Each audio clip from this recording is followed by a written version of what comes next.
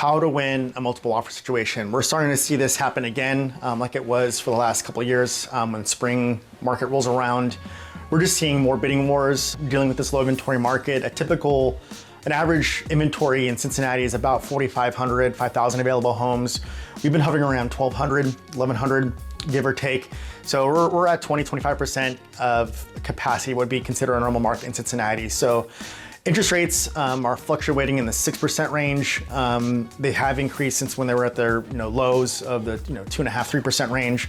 That has deterred demand some, but we're still, supply is not meeting the demand. That's simply why prices are continuing to rise. I think they've increased by about 5%, 6% year over year at the time of this recording. So it's not as crazy as seeing double-digit appreciation like we were post-COVID. However, we are seeing bidding wars again just because of the sheer nature of people coming back out looking at houses, and there's just not enough houses out there to meet the demand.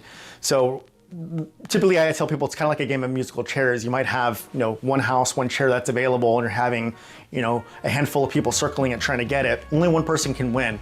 I always tell buyers, come up with a number, a budget that, hey, if I get this price for this house for this price, you're happy with it. If someone's willing to pay above that, you're willing to let it go. There will be other houses. That's really the best attitude to have. We can look at comps and review comps closely to see, what other buyers are paying for homes that are similar in the area, to give you an idea of a benchmark or guideline to follow of what an appraiser how they might view it. Now, you are protected with an appraisal contingency unless you waive it, or if you're paying cash and waive it. However, most people will be getting a loan and be getting an appraisal done, so you are protected in that respects. But how to beat other multiple offers? So finding out a price, typically the highest price typically wins. There's other terms that factor a seller's decision on what they're willing to accept. The type of financing also matters, conventional and FHA.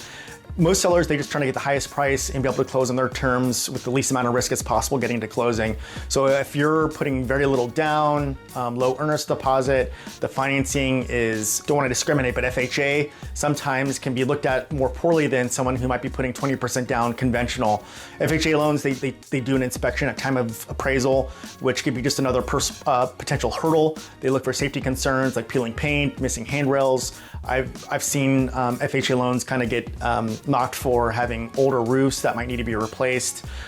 Things of that nature can have an effect with an FHA loan compared to conventional, and that's the reason why some listing agents will tell their sellers, hey, all else being the same, FHA versus conventional, they might lean more toward conventional or FHA VA, which is unfortunate, but it's the nature of the business. Again, the sellers are just looking to find the best offer to get them to closing with the least amount of risk as possible. Other ways to mitigate the risk for a seller. So I mentioned earnest deposit. Typically 1% of the purchase price is recommended. Anywhere from 1,000 to 1%, I would say is pretty common and typical in Cincinnati. You can also, with inspections is a big one.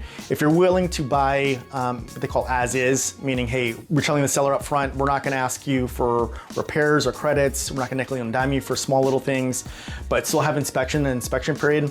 I keep it as low as possible. Typically within a week, you can get an inspector out to a property. So if you do a 7-day inspection contingency, but mark it as is, meaning, again, you're not gonna be nickel and diming the seller and asking for repairs, but you still have protection if something comes up an inspection that's major or serious, or might keep you from wanting to move forward from the contract. You can back out of the contract and still get your earnest deposit back. So that's a good hybrid to use as a buyer for competing is, do an inspection, but we'll do it as is.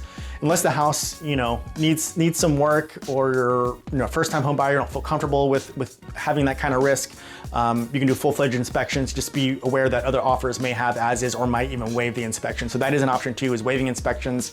I typically only recommend doing that if you're a more experienced buyer, if you bought and sold houses before, or you're a flipper, rehabber, used to buying houses and taking on that risk of what potentially could be behind closed doors, walls, the unknowns, buying a house. Appraisal contingency, again, if you're getting a loan, you're gonna have to get an appraisal. Some lenders, if they've done a lot of loans in the area, can do what they call an appraisal waiver. It's worth asking your lender when you're putting a bid on a house whether or not an appraisal waiver is possible. More often than not, it's not going to be possible. It's very rare, but it is a possibility. You can also do an appraisal gap. So that basically means, hey, if the appraisal does come in low, you're willing to cover a certain amount So you're letting the seller know up front in a contract or an offer that, hey, we'll cover an appraisal gap up to X amount of dollars. Sometimes you'll see maybe it's $5,000 or $10,000, or maybe up to 1% of the purchase price or 5% of the purchase price. Basically, you're taking on that risk if the appraisal does come in low, which we have no control over. It's the appraisal's opinion of the value at that point in time when they go out to the property. But you're letting the seller know up front, and an off chance, if we're pushing the value above asking price or pushing the value compared to its comps, but you really want the house, it is one way to really show strength and mitigate the risk for the seller. In the off chance the appraisal does come in low, you're willing to cover some sort of gap, and you can cap it. Escalation addendums is something that's sometimes used when they ask for a highest and best offer, and a lot of offers are coming in. You can do an escalation, which basically says, hey, we're offering X amount, but we're willing to pay above a certain amount over another offer up to a cap. So let's say if you're offering on a $500,000 home, you can do an escalation addendum for $5,000 over the next best offer up to, let's say it's $525,000. So you're setting a precedence for, well, beating another competing offer by a certain amount, and then you're also setting it with a cap. They'll have to provide a copy of the next best offer showing how the escalation was put into effect. A lot of times some buyers just say, hey, we'll just put in our highest and best and not even mess with escalation addendums. But keep in mind, other offers could use an escalation addendum. Some sellers, some listing agents will exclude or not consider escalation addendums. That's a possibility as well. The type of financing matters, as I mentioned before, conventional versus FHA, or for cash, obviously cash is king. There's less risk, don't have loan underwriting. There is some lenders out there. I know AnnieMac Mortgage, they do like a cash for keys. So that's also a possibility to be able to make a cash offer.